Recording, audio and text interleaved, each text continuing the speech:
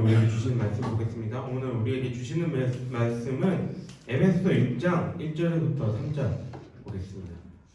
에베소 6장 1절에서부터 3절 보겠습니다.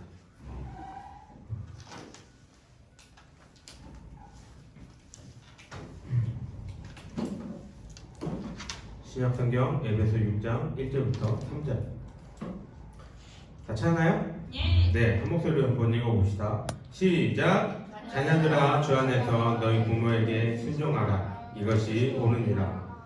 내 아버지와 어머니를 공경하라. 이것은 약속이 있는 첫 계명이니 이로써 내가 잘되고 땅에서 장수하리라. 아멘. 잘 지냈어요? 네. 어린이날 학교 안 가서 좋았겠네요? 네. 다들 이렇게 한 번씩 연휴가 있을 때 몸과 마음을 이렇게 조금 재충전하는 그러한 시간들이 되기를 바랍니다. 공부 열심히 하는 것도 좋고 재밌게 이렇게 노는 것도 좋은데 하루 정도는 이렇게 좀 집에서 쉬면서 이렇게 재충전하는 시간들이 있기를 바래요. 오늘 공과 때 뭐 했어요? 공과 때 뭐 했어요? 그 시간 때 뭐 했어요? 아파. 네, 아파. 네, 아파. 그 저기 아파. 네, 아파 만들기 했죠. 이거 뭘 위해서 만든 거예요, 이거? 그렇죠. 어버이날. 내일 학교 이제 등교 전에 부모님께 사랑합니다, 감사합니다 한마디라도 하고 건넬 수 있는 우리 친구들이기도 바랍니다. 지금도 아마도 많은 순간 부모님들과 자식들이 이별하고 있을 거예요. 무슨 말일까요? 이제 부모님들이 나이가 많으셔서 몸이 아프셔서 하나님의 부르심을 받는 분들이 계세요. 아직 뭐 우리 친구들은 이게 실제적으로 좀 많이 다가오지는 않을 텐데 우리 뭐 선생님들이나 저 같은 경우가 되면은 주변에 그런 일들이 이제 서서히 생기기 시작합니다. 막 전화가 오면 뭐 연락이 안 되는 친구가 갑자기 연락이 오면은 대부분의 경우가 뭐 누가 돌아가셨다 이런 연락들이 자주 오긴 합니다. 그때 되면은 그 친구들을 이렇게 볼 때 되면 아무리 그때 돼서 그리워하고 뭐 안타까워해도 어떻게 할 수 없는 것 같아요. 그러니까는 다른 데서 여러분들이 다 이제 많이 들어서 다 알겠지만 부모님들이 여러분들의 곁에 계실 때에 최선을 다하기를 바랍니다. 어떻게 하면 최선을 다할 수 있을까요? 오늘 우리가 읽은 이 본문 말씀에서 부모님들에게 어떻게 우리가 하라고 하고 있는지 우리 1절을 다시 한번 봅시다. 1절은 뭐라고 얘기합니까? 자녀들아 주 안에서 너희 부모에게 뭐 하래요? 순종하라 라고 이야기를 합니다. 순종이 무슨 뜻이에요? 순종 무슨 뜻일까요? 복종 또 따르다. 맞아요. 이게 한문이 그거든요. 그래서 따른 순에 쫓을 종 이렇게 되어 있습니다. 따르고 쫓다라고 하는 거예요. 이렇게 순순히 따르고 그 뒤를 따라가는 것. 따르고 쫓으려면 어떻게 해야 될까요? 너무 어려운 걸 물어봤어요? 쉽게 하면 따르고 쫓으려면 그 대상에 대해서 귀를 기울이고 그 대상에 대해서 관심 있게 바라봐야 합니다. 귀를 기울이고 듣는다는 것은 그 대상에 대해서 관심을 가진다는 것이고 그 관심이 같은 길을 걸어가는 것을 이야기를 합니다. 성경은 이렇게 보면은 여러 대상에 대해서 순종하라고 이야기를 합니다. 대부분이 뭐에 대해서 순종하라고 얘기하나요? 예수님 말씀. 말씀 또 뭐예요? 어디에 순종하라고 얘기해요? 권위? 성경 전체에서 하나님. 그렇죠. 하나님께 순종하라고 가장 많이 이야기를 합니다. 그 다음에 이렇게 이야기하는 것들이 아까 얘기한 것처럼 뭐 말씀 아니면은 권위, 부모님께 이렇게 순종을 하라고 합니다. 그래서 성경은 우리에게 이 순종을 어떻게 해야 되는지에 대해서 모범적으로 보여주고 있는데 그 모범을 보여주신 분이 누구예요? 예수님. 그렇죠. 예수님이 바로 이 순종의 모범을 보여주십니다. 왜냐하면 예수님은 하나님과 동등한 능력을 가지셨던 분인데 하나님의 말씀에 대해서 순종하심으로 이 땅 가운데에 십자가 달려 돌아가셨다고 이야기를 하고 있어요. 이렇게 예수님이 순종하신 것처럼 성경은 우리에게 순종을 요구하고 있는데 그 중에서 뭘 얘기하냐? 오늘 에베소서 말씀을 보면 자녀들아 부모에게 순종하라 라고 이야기를 합니다. 왜 우리 부모에게 순종해야 될까요? 중고등부 지금 사춘기 친구들한테 가장 부담스러운 말씀이 이걸 거예요. 부담스럽고 싫은 이야기가 이건 것 같아요. 그래서 제가 설교 이렇게 막 준비하고 있는데 요새는 보니까 인터넷에 보니까 부모에게 왜 순종해야 되냐라는 것들을 찾아보면서 그 글들이 뭔 글들이 있었냐면 내가 부모가 날 낳아준 것 때문에 내가 공경해야 되냐? 이것 때문에 순종해야 되냐? 이러한 것들 가지고 막 토론을 하고 있는 그러한 글들을 바라봤습니다. 이게 무슨 말이냐면 세상은 왜 부모에게 순종해라 라는 것에 대해서 우리에게 답을 주지 못한다는 거예요. 그 글들 속에서 부모에게 순종해라 라고 얘기하는 거에 긍정적인 반응도 있지만 대부분이 어떤 반응일까요? 부정적인 반응들인 거예요. 왜 부모한테 낳아준 것 때문에 순종하라고? 누가 낳아달랬어? 어디서 많이 들었던 패턴이죠. 사춘기의 패턴들. 누가 낳아달랬어? 너 이 자식! 이렇게 가는데 근데 세상은 그거에 대해서 대답을 주지 못한다는 거예요. 그러면 왜 우리가 믿는 성경은 뭐라고 부모에게 순종해야 될 이유를 뭐라고 이야기를 하고 있을까요? 성경은 곳곳에서 부모에게 순종하고 경배할 것에 대해서 이야기를 하는데 그 이유에 대해서도 근거를 내밀면서 우리에게 이야기를 합니다. 자녀가 부모에게 순종하고 공경해야 되는 이유는 첫 번째로는 부모는 자녀를 신앙으로 양육할 책임을 하나님께 전달받았기 때문이에요. 아담과 하와가 에덴 동산에서 어떠한 지위를 누렸을까요? 그냥 그런 사람일까요? 아담과 하와는 에덴 동산 안에서 하나님을 대리했던 사람이에요. 하나님의 대리자라는 건 뭐예요?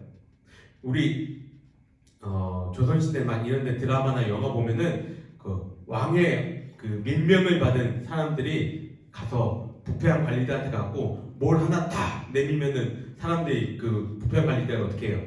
다 무릎 꿇고 막 이렇게 하죠. 뭐 내밀어요? 마패요. 그렇죠. 마패 딱. 이 마패가 뭔데? 그걸 왜 그거에 그렇게 무릎을 꿇고 그렇게 행동을 하나요? 왕이 보낸 사람. 그렇죠. 이 사람이 왕의 대리자라는 거를 증명해 주는 게 마패입니다. 그러니까 이 마패를 들고 있는 사람은 어떤 사람이에요? 왕하고 동일한 능력, 그 지위를 가지고 있는 그만큼의 능력을 가지고 있는 대리자로서 지금 여기 와 있다는 거예요. 아담과 하와가 에덴 동산 속에서 이 대리자로서 하나님의 대리자로서의 지위를 누렸다는 것이죠. 근데 우리에게 있어서 부모는 우리의 신앙을 잘 양육하고 책임질 존재로 우리 가운데의 대리자로 하나님의 대리자로 우리들을 세우셨다는 거예요. 이것은 거부할 수 없는 진리입니다. 내가 아무리 내 부모가 싫다고 해도 이 진리가 사라지지 않아요. 세상은 이 진리에 대해서 많은 환경에서 거부하는 모습들을 보여줍니다. 세상의 진리를 거부하는 것들이 어떤 게 있나요? 남자가 남자를 사랑하고 여자가 여자를 사랑하고 그 이상을 떠나서 동물들을 사랑하고 이런 것들이 한 사람의 개인적인 선택과 그 사람의 취향이라는 걸로 인정을 하고 그거를 옳다라고 바라보고 있는 게 지금의 세상이에요. 진리라는 것에 대해서 이것이 맞는 것이야 라는 것에 대해서 지금 세상은 옳다라고 얘기하고 있지 않습니다. 그래서 부모에 대해서도 자녀들이 부모에게 공경하고 순종하는 것에 대해서도 이 사람이 우리의 대리자로서 하나님이 대리자로서 이들을 우리 가운데 세우셨다. 이 진리들을 거부하고 있는 상황들이 많이 보여줍니다. 인권이라는 그 미명하에 부모의 충고와 권유를 듣지 않는 세상이 되어가고 있어요. 이렇게 어긋나고 잘못된 것 같은 세상 속에서 다른 어떠한 종교나 단체들은 더 이상 바른 거, 옳은 거, 진리 이거에 대해서 이야기하는 거에 관심이 없어요. 이거에 대해서 관심 있고 이야기하는 거는 교회와 기독교인들밖에 없단 말이죠. 우리에게 받은 사명은 하나님이 우리를 통해서 뭐라고 말씀하시냐면 너희는 세상의 빛과 소금이야 라고 말씀하세요. 세상에 빛과 소금이 되어라가 아니라 너희들은 이미 빛과 소금이야 라고 말씀하세요. 세상과 다르게 세상과 구분되어서 너희들은 다른 사람들이 봤을 때 진리대로 그 진리가 변하지 않게 부패되지 않게 전하라고 말씀하고 계신 것이죠. 그러니까 우리는 그 진리 가운데 하나인 부모에게 순종하고 공경해야 합니다. 그것이 하나님의 뜻이 더욱더 어두워져 가는 이 세상 속의 빛이기 때문입니다. 세상 사람들은 하진 않지만 우리들은 해야 하는 거예요. 하나님 모세를 통한 십계명에서도 부모에 대해서 공경할 것을 이야기합니다. 몇 계명에서 부모를 공경하라고 얘기해요? 몇 계명? 5계명에서 이 말씀을 하고 계세요. 10계명은 두 부분으로 나눌 수 있습니다. 하나는 뭐예요? 하나님 사랑. 두 번째는 1계명부터 4계명까지 하나님에 대해서 하나님에 관해서 우리가 지켜야 할 것. 5계명부터 10계명까지는 이웃들과의 관계 속에서 우리가 지켜야 할 것에 대해서 이야기를 합니다. 그러면 이웃과 지켜야 할 것에 대해서 얘기하는 것 중에 가장 처음 5계명이 뭐라고요? 내 부모를 공경하라. 이게 제일 먼저예요. 그럼 하나님에 대해서 우리가 지켜야 될 거 1계명부터 4계명까지 제일 처음 1계명 뭐예요? 너는 나 외에 다른 신을 섬기지 말라. 하나님께 대하여서 다른 신을 섬기지 말라 한 것처럼 이웃에 대하여서 내 부모를 공경하라는 것도 하나님의 이 말씀 가운데서 가장 먼저 실천하고 돼야 한다는 거예요. 우리가 이렇게 하나님의 말씀에 순종하며 하나님 부모님께 공경하며 순종했을 때 하나님은 우리에게 뭐라고 말씀하시냐면 우리에게 복을 주신다라고 이야기합니다. 오늘 말씀 6장 3절에서도 내가 잘 되고 라고 이야기해요. 여기서 잘 된다는 건 뭐예요? 성공해서 돈 많이 벌고 좋은 대학 가서 이런 걸까요? 물론 이런 것도 주어지는 거예요. 이런 외형적인 것도 우리에게 주어질 수 있지만 그보다 먼저 우리에게 주어진 것은 내 영혼이 단절되었던 하나님과 단절되었던 그 관계가 회복되고 성숙되고 우리 또한 이제 아담과 하와처럼 세상 속에서의 대리 통치자의 모습으로 살아갈 것에 대해서 이야기를 합니다. 결국 여기서 얘기하는 잘됨이라는 것은 세상 속에서도 하나님 앞에서도 사랑을 받으면서 인정받는 걸 이야기를 하는 거예요. 어느 한쪽에 치우침 없이 하나님이 베풀어 주시는 그 은혜를 마음껏 누리고 사는 것. 그것이 잘됨입니다. 이 일의 출발이 어디라고요? 하나님께 대해서는 나 외에 다른 신을 두지 않는 것. 사람들에 대해서는 부모를 공경하는 것. 이러한 것들을 우리가 지키며 살아갔을 때 하나님은 우리에게 복을 주신다는 것입니다.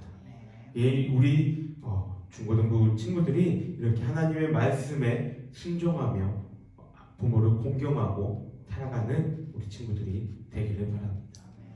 그러면 부모님께 공경하고 순종하라고 하니까 하나님의 말씀에 대해서도 반하는 것에 대해서도 순종해야 합니까? 라는 궁금증이 생길 수 있어요. 실제로 내가 이전에 사역했던 교회에서 한 친구가 부모님들 다 교회에 안 다녀요. 이 친구 혼자만 교회에 다녀서 부모님들이 교회 가는 것에 대해서 핍박을 하는 거예요. 그래서 그 친구가 나한테 장문의 카톡을 보낸 거예요. 목사님, 엄마 아빠 교회 가지 말라는데 순종하라는데 이것도 순종해야 됩니까? 라고 이야기를 한 적이 있습니다. 어떻게 해야 돼요?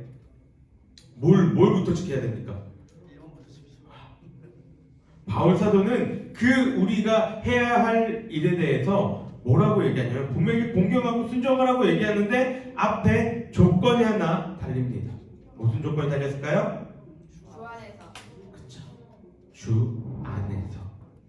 부모님께 순종하고 공경하는데 만약 부모님이 원하시고 말씀하시는 것이 하나님이 원치 않는 것이라면, 하나님이 금하신 것이라면 삼가할 것을 이야기합니다.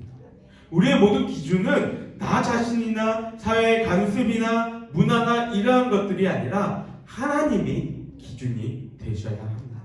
아무리 부모가 요구한 것이라도 하나님 앞에서 올바르지 않는 것이라면 우리는 거부해야 한다는 거예요. 물론 거부하는 모습이 덜 공손한 그러한 모습으로 해서는 안 되죠. 엄마가 교회 가지 말라는데 왜 교회 못 가는데 싸워! 그렇게 하라는 게 아니에요. 그죠? 주 안에서 공손하게 부모를 공경하면서 이렇게 이야기를 하고 진리를 반하는 일이라면 거부하며 얘기할 수 있어야 된다는 거예요. 예를 들어서 주의를 어기고 학원 가서 공부하라는 부모님의 말씀에 순종이라고 듣는 것도 잘못된 것이고, 하나님 말씀을 지키겠다고 부모하고 싸우고 다투는 것도 그것 또한 올바르지 않는 거예요. 그럼 어떻게 해야 돼요? 교회 가라는 거예요? 말라는 거예요? 가요. 반만. 그래서 우리는 매 순간 우리의 삶에 하나님의 지혜를 구해야 합니다.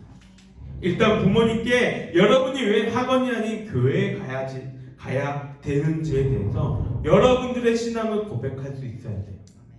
그냥 교회 가면은 내가 오늘 학원 오늘 하루 째고 갈 수 있으니까 이게 아니라, 여러분들이 교회에 가는 거에 대해서 내가 진짜 하나님을 섬기고 있고 예수 그리스도가 나의 주인이시기에 내가 그 주인의 말씀대로 순종하며 나아갑니다 라고 이야기할 수 있어야 합니다. 두 번째로 중요한 거, 뭐가 중요하냐면 여러분들의 평소의 생활의 모습이 그리스도인다운 삶을 살고 있어야 합니다. 어른들은 알아요. 여러분들도 크면은 알아요. 얘가 지금 거짓말을 하고 있는지, 얘가 학원을 땡땡이 치기 위해서 교회를 간다고 하는지, 아니면 진짜 믿음으로 교회를 간다고 하는지 보면 압니다.